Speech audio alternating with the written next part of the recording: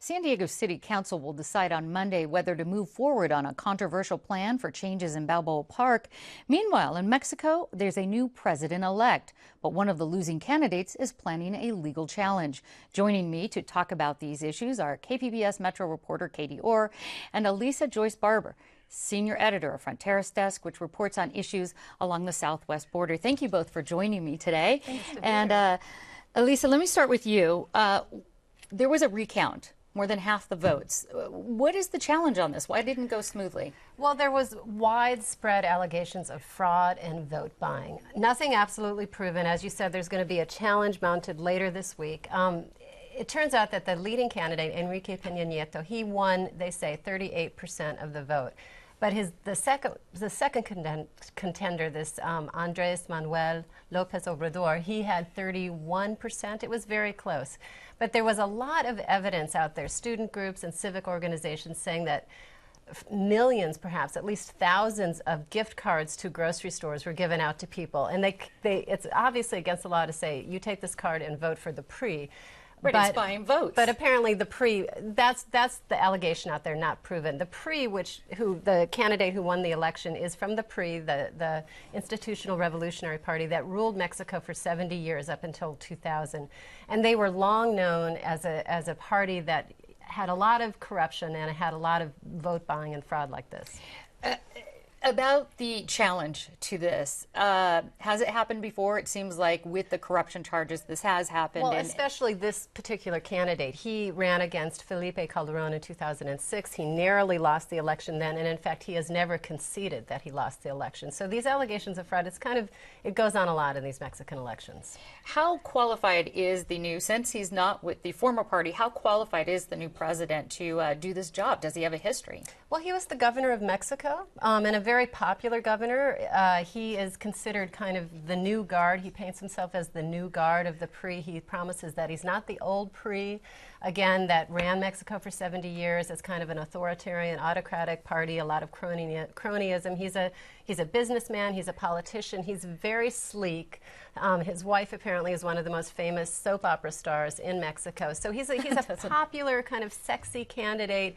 I think American politicians like him. They think that they can work with him, and he has pledged to kind of maintain a lot of the same policies that has kept trade very robust between our country and Mexico. The real issue is what he's going to do about security. Okay, and that's something we'll come back to, but I want to get to Katie. So you're no stranger to politics, and I have a question about this redevelopment going on, or the plan anyway, for Balboa Park. Is it a political issue? Because Mayor Sanders supports it, right? The development, right? So yeah, I believe it is a political issue to some extent. This is one of the projects that Mayor Sanders is hoping at least gets off the ground before his term ends at the end of the year, sort of one of those legacy projects, perhaps. You know, he can say he was in office when they voted to go forward and revamp Balboa Park, but it really is a controversial project too, and so there are a lot of council members who are sort of keeping their cards close to their chest, not letting anyone know really how they're going to go on it. I think the vote on Monday will be pretty close. Okay, take a look at what we're seeing, the rendition of this plan. So can you basically tell me what the plan is? So the plan that is being proposed by Dr. Irwin Jacobs and his committee would be to make an access road off of the Cabrillo Bridge, the bridge that crosses the 163 to get into Balboa Park. It would be to make an access road right off the eastern end of that and make cars go around the south side of the Museum of Man. They could drop off anyone with a disability or handicap in that parking lot, and then they would continue on down to a parking structure that they want to build behind the Organ Pavilion. It would be an underground parking structure with a park on top. And you could park there for $5 for 5 hours, or you could keep going and park in a free lot, one of the other lots around Balboa Park, which they would not charge And that for. was some of the discussion. There is still going to be a free lot. We're really only talking about removing one free lot. This would be the only lot that you would have to pay for, although that, you know, a lot of people say you've never had to pay to park in Balboa Park. It's one of the nice things about it. They don't like that you would have to start paying, but again, it's just this one lot. All the other lots, like by Inspiration Point, would still be free, and they have free trams that you can take to get into the park. Outside of the money side of it, as far as for the people who would be attending the park, Erwin Jacobs, philanthropist, he has said he's going to contribute to this. Tell me about the financial situation and who would be paying for this. Well, he is heading up the Plaza de Panama committee, and they have said the total cost for the project would be about $35 million. $14 million of that or so would be for the parking garage, which the city would cover by taking out bonds. The rest of it, so the $20 million that remains, this committee is trying to raise money to cover that. Dr. Jacobs has not said how much he would contribute to the project, but it's thought that he would make a contribution toward it, maybe perhaps cover anything that they don't raise. And I'm not aware of how far along they are in that process toward the fundraising. But then the revenue from the parking would go to pay off the city's bonds to pay for that. And then after the parking garage is paid off, they would use that money for the upkeep of the park. Right, and they'd keep the money coming as far as in through the parking.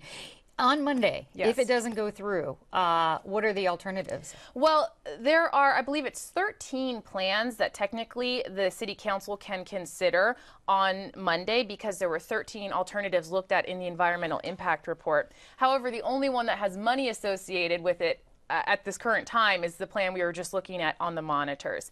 So if they choose to go another way, they might have to find another way to fund it. And they could choose not to do anything. They don't have to do anything. They could keep everything the way it is. But there's pretty much a consensus that people want to get the cars out of the middle of the park, and they would like it to happen by 2015, which is the centennial of the park. Right. And so, Lisa, I have to ask you this. Is Fronteras covering any of this? Does this impact people who are in San Diego, who have been here, who know the history of the park? Balboa Park is a huge tourist attraction in San Diego, and our stations are throughout the Southwest. And believe me, if you were in Phoenix right now, you'd want to be in San Diego because it's 106 degrees. So I think people would be very interested in this story. We have not covered it yet because it still seems a little inside baseball, kind of, arguing about what we're going to do. I think once we as a city decide what we're going to do, it will be very interesting. Yeah, especially the historic part. I wanted to come back to you, Katie. So the historic part about the Cabrillo Bridge being moved, would that affect the historic standing of the park and in general? It depends on who you talk to. There are preservationists locally in Sacramento and in Washington, D.C. who say if you make these changes, the entire historic designation of the park is at risk. People I've talked to at the city say, no, that's not. It's very hard to lose your historic designation. You have to make significant changes, and they don't believe that this qualifies as a significant change. So I was talking to a councilman today, Todd Gloria, who said certainly it's not something you want to lose, but it's really not clear what would happen to that. Very briefly, because we have very little time left, I wanted to get back to the presidential elections. How will this affect, or do you think this will affect really seriously anything in San Diego as far as the real issue is the security? Obviously, the last 10 years in Mexico, President Calderon has initiated this war on drugs, and there's been a huge escalation of violence in the northern border cities in Mexico.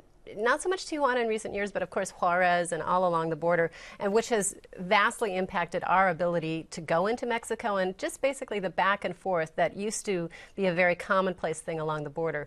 So if there's something that this new president will do that will actually reduce that sense of violence and the sense of the cartels, the drug cartels really controlling the northern border areas, that will have a huge impact on our life, I think. Well, we will see on both of these issues. Alisa and Katie, thank you so much for being here. Glad to be here.